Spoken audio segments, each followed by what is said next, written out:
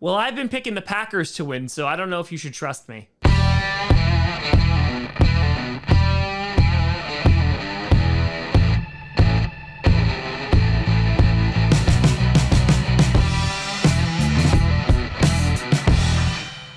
Grossi Posse Packer Nation. Welcome to an episode of Podcast, the podcast where you don't have to be Packers fan, but it sure does help. I'm your host, Tom. Somehow, I actually did pretty decent last week, and I picked the Packers to win. Grossi, and today we are going to be breaking down and predicting every single game in Week 10 of the NFL. Last week, I went 10-3. Which is pretty darn good. Only got these games wrong, but overall, doing pretty solid. Got an 84-51 record on the year, though it should be 85-50 because I did pick the Atlanta Falcons to beat the 49ers that one game, but that's neither here nor there. So let's take a look at what we got in Week 10. Starting off with our Thursday night matchup, we got the Atlanta Falcons versus the Carolina Panthers. A few weeks ago, we would have laughed this off. We would have made fun of it. Oh, another garbage Thursday night game. But just a couple weeks ago, these two teams battled for supremacy in the NFC South, which is like being the kings of a garbage pile. And they had a thriller that went into overtime in which the Falcons were able to win. Now, this past week, the Falcons and the Chargers, well, they were just being so polite, basically like it was the Canadian Football League, but they were extra Canadian. They're like, no, you win. No, I insist you win. And everyone got free healthcare. But you know what the Falcons didn't get? A win. Meanwhile, the Panthers, PJ Walker wasn't the solution. Baker Mayfield wasn't the solution, though he did throw 2 touchdowns. And now Sam Darnold eligible to return, although he will have to wait on his ghost tour as they are still wearing their PJs. This game could be good, though it will probably be good in the worst ways possible. I have the Falcons picking up the W here. The Falcons have been competitive in almost every single one of their games this season. I think they should get the W here against the Panthers, and the Panthers can continue tanking for their QB of the future. Then you got the last international game of the season, this one being played in Germany as the Seattle Seahawks take on Tom Brady and the Tampa Bay Buccaneers. The Seahawks taking care of business against Kyler Murray and the Arizona Cardinals. Kenneth Walker fighting for Rookie of the Year this season on offense because he has been incredible. Geno Smith having an MVP-like campaign. And the Seahawks are playing damn good football. Meanwhile, the Buccaneers had an absolutely atrocious game with the LA Rams in which both teams said, hey, which one of our aging QBs is worse? And it turns out it was Matthew Stafford. The D-line of the Buccaneers able to get after Matthew Stafford, which was the game changer. Tom Brady leading them to a comeback. And after that, Tom Brady acting like LeBron after his first championship win. It's about damn time. And getting his first win as a single man, Tom Brady overcame all of the odds. But I got a feeling that the Seahawks in Germany are going to be party poopers for Tom Brady's coming back party. She poops at parties, and people know this. I poop at parties, but people don't know because I close the door. This game should be pretty fun, though I am going to pick the Seattle Seahawks to get the win just because I think they're a more balanced football team. And while the Buccaneers were able to beat the Rams, that's not saying much this season, and the Buccaneers still didn't look great. So the Seahawks, I just think, are a better football team and should get the win in Germany this Sunday. Then you have a very intriguing game as you have the purple incarnation of Satan, the Minnesota Vikings, taking on the Buffalo Bills. The Vikings able to sneak away with a win against the Washington Commanders, and their team has not looked great all year. And it's close games, but as I have said many a times, they're getting the wins, and that's all that matters. Kirk Cousins has the chains on. He's partying on planes. He's fully evolving into a brand new Pokemon. Meanwhile, Zadarius Smith crushing it on the defensive side. And the Bills, well, they just lost to the New York Jets, which is a little bit embarrassing. Josh Allen did not look like himself. He did injure his elbow, so we'll have to wait and see how serious this ends up being. As of right now, the Bills are saying he is day-to-day. Hopefully they have Trey White back for this game because I think they're going to need him because you do have an offense that can put up points with the Minnesota Vikings. And hey, Stephon Diggs will be able to meet his replacement in Minnesota, so that should be a fun little encounter. But we're going to find out. We're going to get to the bottom of it, I promise. But this game could be pretty good. Not being biased whatsoever, I think the Bills will win this game because I don't think the Vikings are going to be able to contain that offense, and the defense of the Bills should be able to do just enough to contain Kirk Cousins and the Vikings offense. But who knows? The Vikings may surprise me. I hope they don't because I want them to lose. There's your bias right there. You're fake news. You have an agenda. The numbers that you gave are wrong. Then you have an NFC North showdown between the Detroit Lions and the Chicago Bears. The Lions coming off a win against the Green Bay Packers. They were sporting the worst defense in the league and held the Packers to 9 points. Is that an accomplishment? I don't know. I think it's more of a negative on the Packers. Meanwhile, the Bears, yes, they did lose against the Miami Dolphins, but their offense has looked completely different these past 3 weeks. Justin Fields showing why the Bears draft him.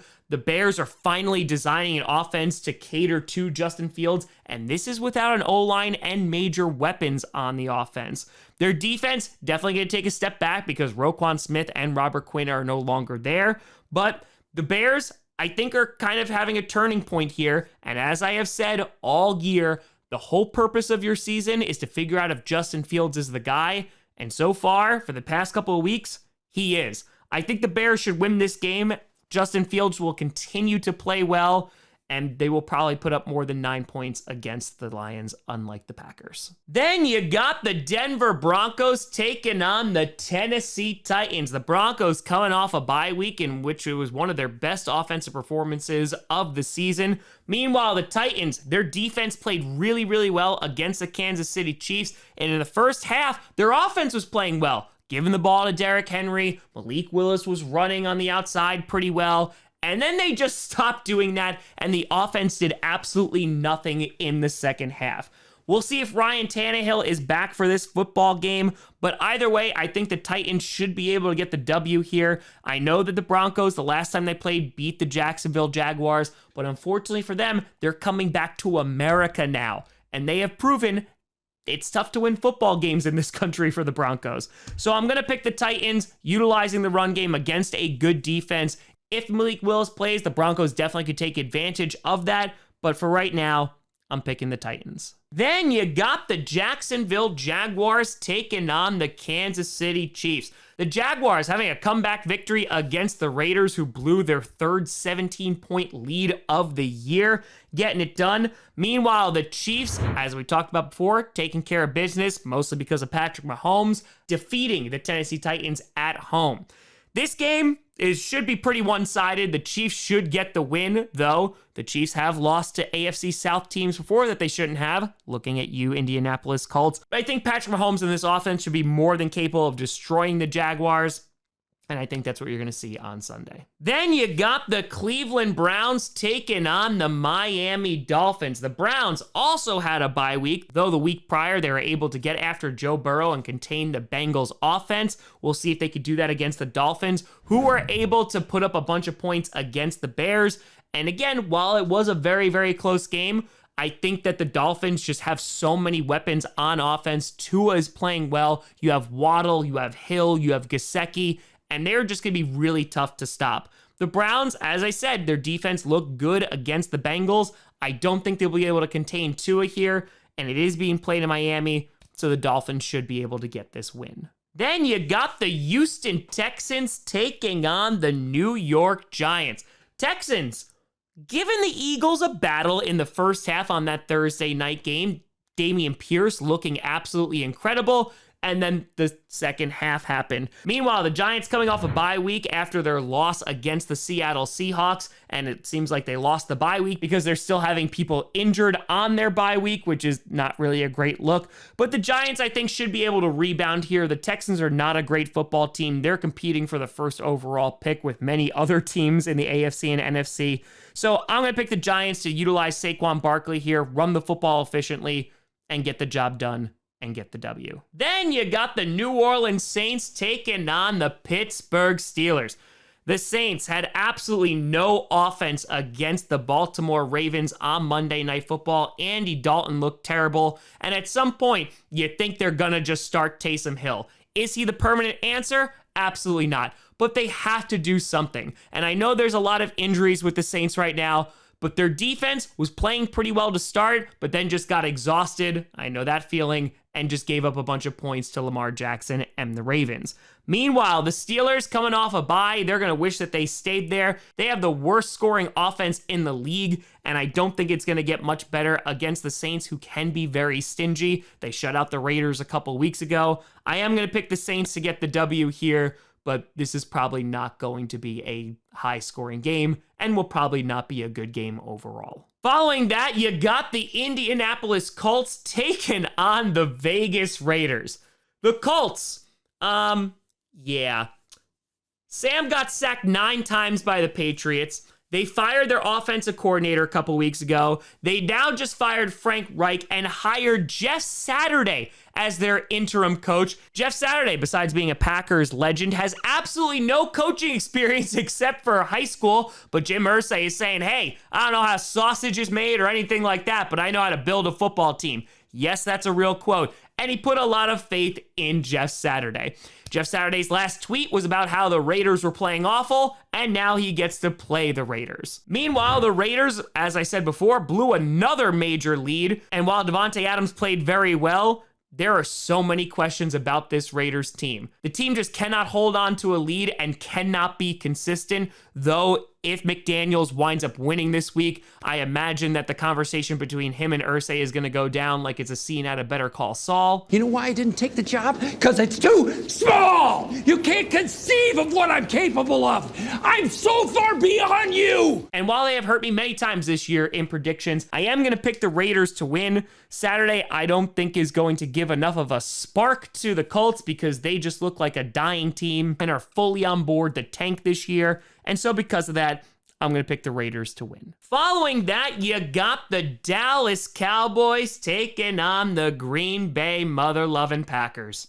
The Cowboys coming off a bye week in which they are going to be looking to destroy the Packers. Mike McCarthy's return to Lambeau, which was a game that I circled before the season. Now I'm crossing it out because I don't even want to watch it. It's probably going to be terrible. Cowboys have a good defense. Their offense really came alive a couple of weeks ago. This might be a disaster for the Packers. Meanwhile, the Packers have dropped 5 straight games. This past week against the Lions, their offense is absolutely pitiful. Aaron Jones is day-to-day. Romeo Doubs, high ankle sprain. Rashawn Gary on the defense, out for the entire year. Eric Stokes could have a major injury. Nothing's going right for the Packers. Whether it's blaming Matt LaFleur, whether it's looking at Aaron Rodgers, who might be holding Matt LaFleur hostage. We're done when I say we're done. It's just bad all the way around. So it only makes sense that I am going to pick the Green Bay Packers to win against the Dallas Cowboys. Why? I don't know. I don't really believe it, but I've been doing this for years now, and I always pick the Packers to win, so why go against it now? So yeah, Packers win. But if you're a gambling person, pick the Cowboys to win. Then you have an NFC West showdown between the Arizona Cardinals and the LA Rams. Both teams suck. Both coaches getting a little sus. Cliff Kingsbury, been sus a lot longer.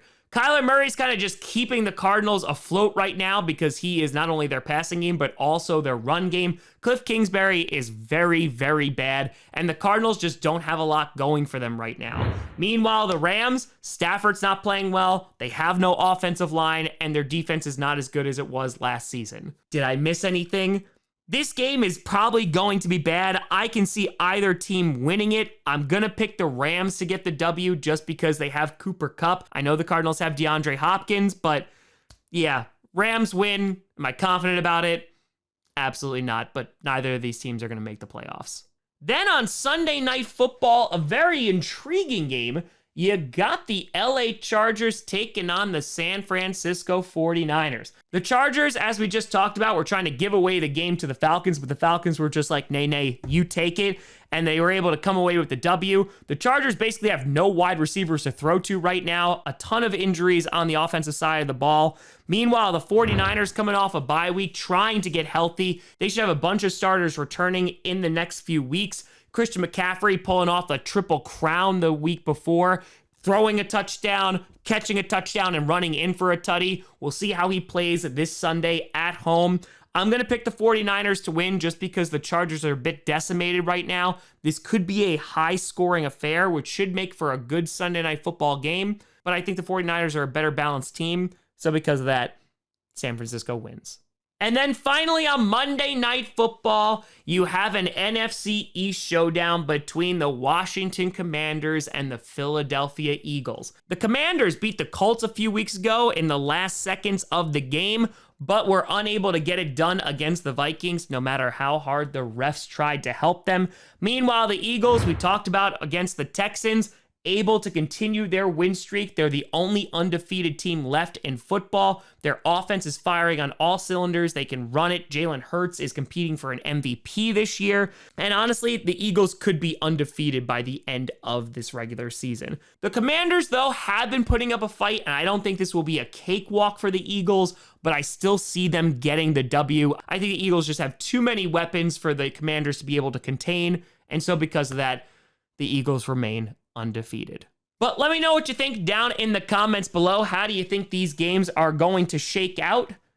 Let me know. You guys find me at TomGrossiComedy.com or TomGrossiComedy, all social media you see down below. Check out podcasts on SoundCloud, iTunes, Google Play Music, Spotify, and of course YouTube. And a big shout and thank you to all the patrons over patreon.com/TomGrossiComedy and the YouTube members. But thank you so much for watching. I'm Tom Grossi. And as always, go Pack Go.